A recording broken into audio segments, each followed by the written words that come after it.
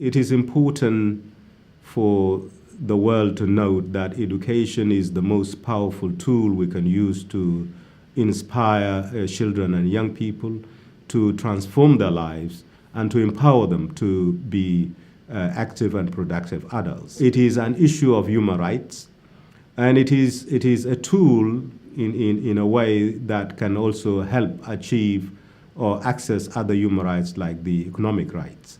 And therefore, it is our duty to ensure that education is accessible to all, that we offer quality education, and that we ensure we transform the lives of so many children and young people in the world. A good education system means that they have acquired the knowledge of all that has been thought and said over the centuries, so that they have a good knowledge of science, that they have read widely the literature, not just of our own country, but of other countries around the world, that they know the history of their own country, that they really do understand the geography of our world and how the world functions. Education, I think it is a basic right for each and every child for more better life. And I think education, it is a very big system, has to focus on child. We are facing a lot of challenges.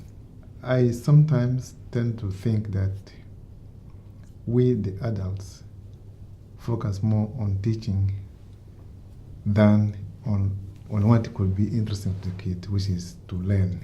Our foremost responsibility as educators is to provide quality education, access for all, inclusive education system. I think that is fundamentally what we can all do for all our citizens. If we get education right, I think that we are contributing to the overall development and peace of our world. What we need actually, how to build the teachers training, teachers program all over the world. In fact, the biggest chance from my point of view, and especially our what we face in Egypt, is that how to connect what is happening in the system of education and what is happening in the system of economy, and how you can make the results of or the outputs of the system of education to help in the national plans for the improvement of economy and the improvement of social sides in the society. I don't think that there is a universal recipe to fix all the challenges for education. My experience with the projects that we are implementing is that every country is different, every history is different, every society is different. The important thing from my point of view is the national ownership. Just trying to ensure that each country is really different and you have to respect all the tradition and history in every country in order really to have a very good education. And the new generation, they have a different mindset, they have a different skills using the new technology. So we need always, to listen to them, building on their, capacity and their capability, and give them the right things that's needed for the 21st century skills and jobs.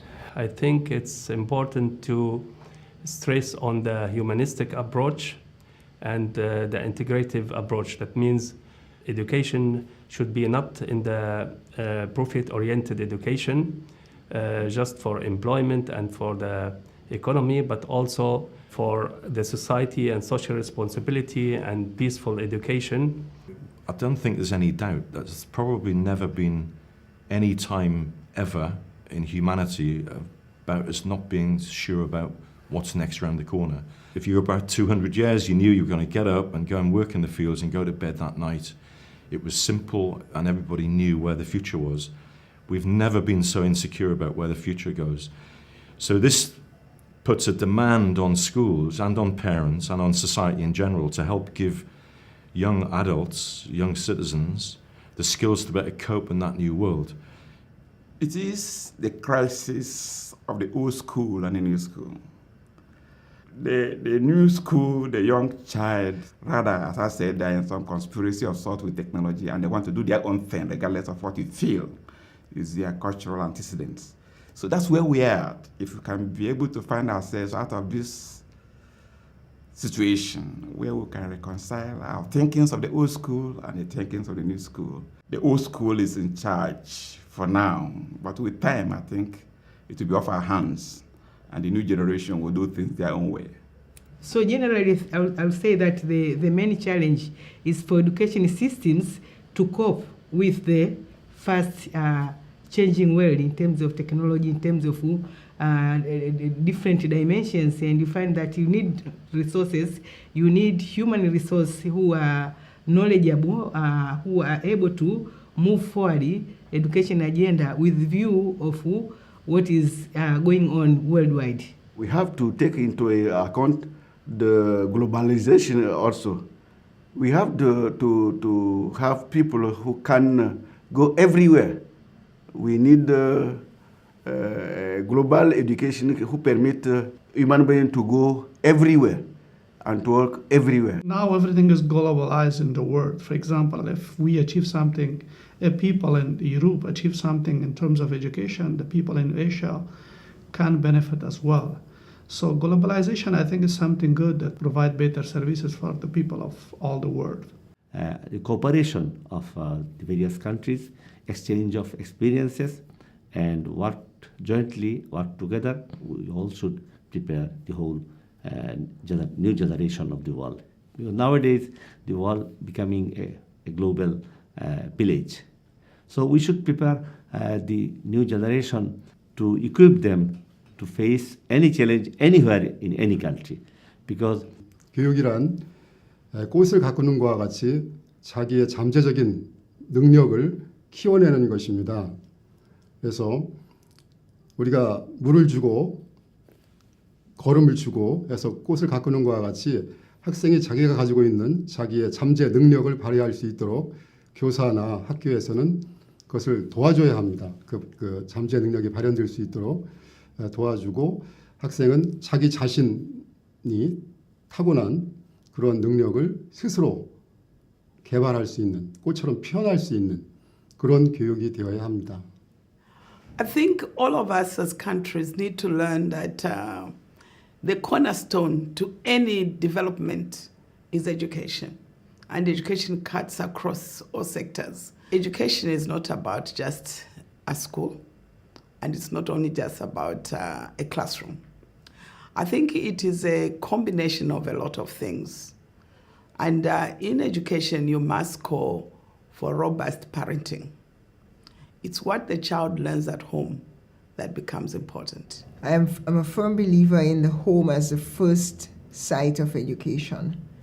Once you're properly loved and formed at a very early age, I think that's the foundation of childhood education. And then comes the exposure to creativity and knowledge, that you're able to experience art and music and being in the fresh air and running out in the river and going to the ocean.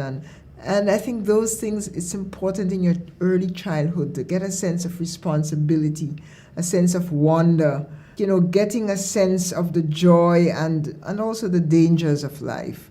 Stretch your horizon. That is what early childhood education must do.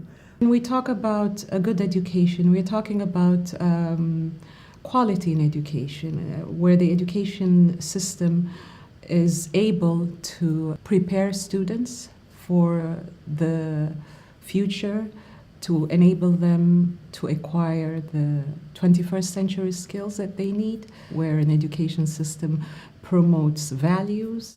It's very important to provide these children and the students the set of skills, life skills, to continue their lives in being a good citizen.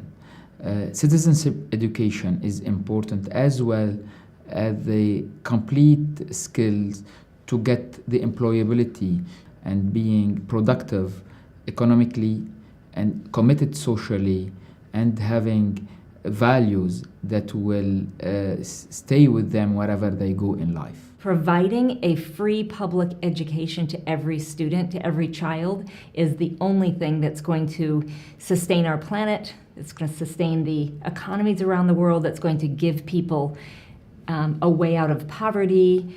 Now, that said, what does free mean? Who funds that? It is governments, it's business, it's the wealth of a nation, of a country, whether it be natural resources, tourism, whatever the products are of that nation.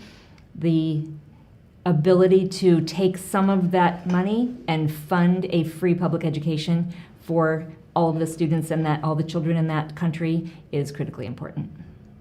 A good education is the inclusive education where children and adults and families feel that they're being included in the system. They shape the future, they think the future, they make the future. It's about changing bullets for books and changing bloodshed for computers and for empowering people where they can see beyond the staticness of life. We're going to let people know that there is a light at the end of the tunnel, that it's not always gloom and gloom, that education is empowering, education is flourishing, and education is enabling. People out there are awaiting results. So let's match deeds with words and let's create a better future.